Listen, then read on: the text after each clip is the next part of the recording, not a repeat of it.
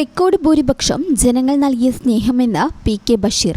മണ്ഡലത്തിനായി തന്റെ സ്വപ്ന പദ്ധതികൾ യാഥാർത്ഥ്യമാക്കുമെന്ന് P K. Basheer MLA. പറഞ്ഞു. 4ാം തവണയും ഏറനാട് മണ്ഡലത്തിൽ മത്സരിച്ച പി.കെ. ബഷീർ 41,000 എന്ന വലിയ ഭൂരിപക്ഷത്തിനാണ് വിജയിച്ചത്. ജന്മനാടാണ് ബഷീറിനെ ഏറ്റവും കൂടുതൽ ഭൂരിപക്ഷം നൽകിയത്. ഓരോ തവണയും ഭൂരിപക്ഷം വർദ്ധിപ്പിച്ചു നൽകുന്ന മണ്ഡലത്തിലെ ജനങ്ങൾ ഇത്തവണ 41,000 വോട്ടിന്റെ ചരിത്ര ഭൂരിപക്ഷമാണ് നൽകിയത്. ജനങ്ങൾ നൽകിയ ഈ വലിയ സ്നേഹവും കരുണയും മാനിച്ചുകൊണ്ട് മണ്ഡലത്തിന്റെ വികസനത്തിനായി മുന്നോട്ടു പോകുമെന്നും അദ്ദേഹം വ്യക്തമാക്കി. തന്റെ സ്വന്തം നാടായ ഇടവണ്ണ നൽകിയ പിന്തുണയെ അദ്ദേഹം പ്രത്യേകം പ്രശംസിച്ചു. ഇടവണ്ണയുടെ ചരിത്രത്തിൽ തന്നെ ഏറ്റവും വലിയ ഭൂരിപക്ഷമാണ് ഇത്തവണ ലഭിച്ചത്. പ്രിയങ്ക ഗാന്ധിക്ക് 12,500 വോട്ടിന്റെ ഭൂരിപക്ഷം ലഭിച്ചപ്പോൾ തനിക്ക് 10,800 വോട്ടിന്റെ ഭൂരിപക്ഷം നൽകാൻ ഇടവണ്ണക്കാർ തയ്യാറായി. ഇത് താൻ പ്രതീക്ഷിച്ചതിനും അപ്പുറത്തുള്ള അംഗീകാരമാണെന്നും അദ്ദേഹം കൂട്ടിച്ചേർത്തു. മണ്ഡലത്തിനായി നിരവധി സ്വപ്ന പദ്ധതികൾ തന്റെ മുന്നിലുണ്ടെന്നും എം.എൽ.എ. പറഞ്ഞു. കഴിഞ്ഞ തിരഞ്ഞെടുപ്പ് മാനിഫെസ്റ്റോയിൽ പറഞ്ഞ കാര്യങ്ങൾ സമയബന്ധിതമായി നടപ്പിലാക്കാൻ ശ്രമിക്കും. മണ്ഡലത്തിലെ വികസന പ്രവർത്തനങ്ങൾ പ്രാവർത്തികമാക്കാൻ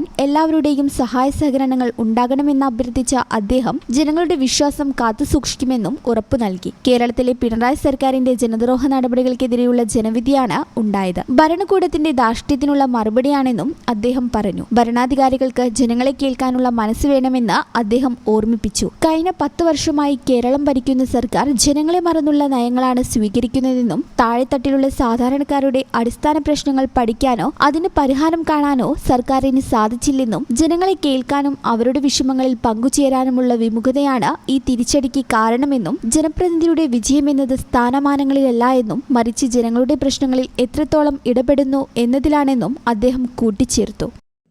ജനങ്ങളോട് പറയാനുള്ളത് വെച്ചാൽ കേരളത്തിൽ കഴിഞ്ഞ 10 കൊല്ലമായി പിണറായി വിജയന്റെ നേതൃത്വത്തിലുള്ള ഒരു സർക്കാർ, ആ സർക്കാരിന്റെ ജനദ്രോഹ നടപടികൾക്കെതിരായിട്ടുള്ള ഒരു വിധിയായിട്ടാണ് ഈ തെരഞ്ഞെടുപ്പിന്റെ UDFന്റെ ഈ വമ്പിച്ച വിജയത്തിന്റെ ആധാരം.